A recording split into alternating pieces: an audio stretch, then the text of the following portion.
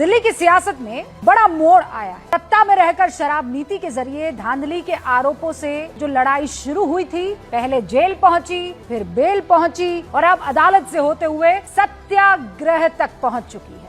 केजरीवाल सत्याग्रह के जरिए दोनों हाथों में लड्डू रखना चाहते हैं। फैसला पक्ष में आया तो कह सकते हैं कि जज की अंतरात्मा जाग गई, और अगर नहीं आया तो ये नैरेटिव बनेगा कि एक तरफा फैसला है, केजरीवाल को सुना ही नहीं गया इसलिए एक तरफा फैसला है, यानी चित भी मेरी और पट भी मेरी। केजरीवाल के कदम के पीछे दो पहलू हैं और उन दोनों पहलुओं को भी आप समझिए। एक तो न्यायिक पहलू है और दूसरा है सियासी पहलू। पहले न्यायिक पहलू को आप समझिए। केजरीवाल कोई आम आदमी नहीं है, वो IRS अधिकारी रहे, सिस्टम के अंदर तक की खबर रखते हैं, दिल्ली के 3 बार मुख्यमंत्री रह चुके हैं, संवैधानिक पद का भी उन्हें अच्छा खासा अनुभव है, तो वो सिस्टम की हर बारीकी बहुत अच्छी तरह से जानते हैं। लेकिन केजरीवाल का ये कदम कानून के जानकारों को रास नहीं आ रहा है। मतलब राजनीतिक तौर पर वो अपने तमाम वोटर्स को, चाहने वालों को, कार्यकर्ताओं को ये संदेश दे सकते हैं कि ये स्ट्रॉन्ग स्ट्रैटेजी है, मेरे दोनों हाथों में इस वक्त फायदा है। लेकिन अगर कानूनी रूप से देखें तो एक निर्दोष व्यक्ति अदालत से भागता नहीं है, बल्कि उसका सामना करता है। हर बेकसूर इंसान जानता है कि अदालत ही उसकी सबसे बड़ी दोस्त और उसकी बेगुनाही को अदालत में ही साबित किया जा सकता है। सिर्फ कसूरवार लोग ही ये फैसला आने से पहले अदालत की वैधता पर सवाल उठा सकते हैं। और केजरीवाल ने मुकदमेबाज की सबसे पुरानी चाल का सहारा ले लिया। वो एक फौजदारी मामले को राजनीतिक शहादत की कहानी में बदलने की कोशिश कर रहे हैं। जिन तरीकों का इस्तेमाल करके उन्होंने राजनीतिक आंदोलन खड़ा किया था, फिर पार्टी बनाई, और अब उन्हीं तरीकों का इस्तेमाल वो अदालत के खिलाफ कर रहे हैं।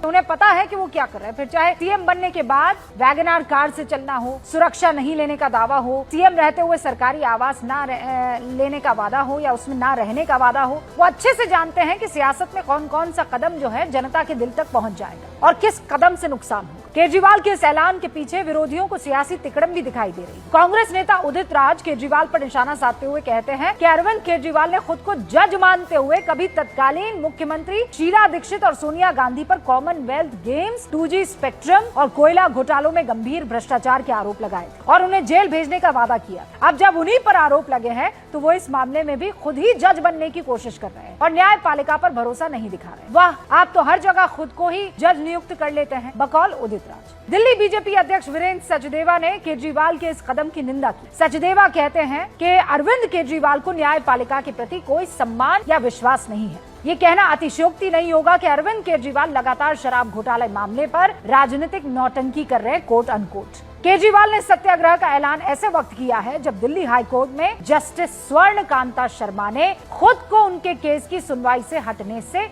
इनकार कर दिया। बीते दिनों यही केजरीवाल थे जो जस्टिस स्वर्ण कांता शर्मा की कोर्ट में खुद के केस की दलील खुद दे रहे थे, और अब उन्हीं केजरीवाल को न कोर्ट पर भरोसा है, न न्यायपालिका पर एतबार है, न जज से न्याय की उम्मीद है। उन्होंने ऐलान कर दिया है सत्याग्रह का, और ये पहला मौका नहीं है जब केजरीवाल का कोई फैसला इस तरीके से चर्चा का विषय बना। राजनीति में उनकी पहचान एंटी एस्टैब्लिशमेंट नेता की रही है, लेकिन कई मौके ऐसे भी आए जब उनके फैसले उन्हें कटघरे में खड़ा करते हुए नजर आए। जिस केस में केजरीवाल के सामने सत्याग्रह की नौबत आई है, वो मामला दिल्ली शराब नीति घोटाले से जुड़ा है। इसमें जांच एजेंसियों ने गंभीर आरोप लगाए। नीति में कथित गड़बड़ी के आरोप, लाइसेंस देने में पक्षपात के आरोप है, आर्थिक अनियमितताएं सामने आने के आरोप है, जिसके बाद केजरीवाल पर शिकंजा कसा गया, नोटिस दिए गए, पूछताछ हुई और फिर गिरफ्तारी।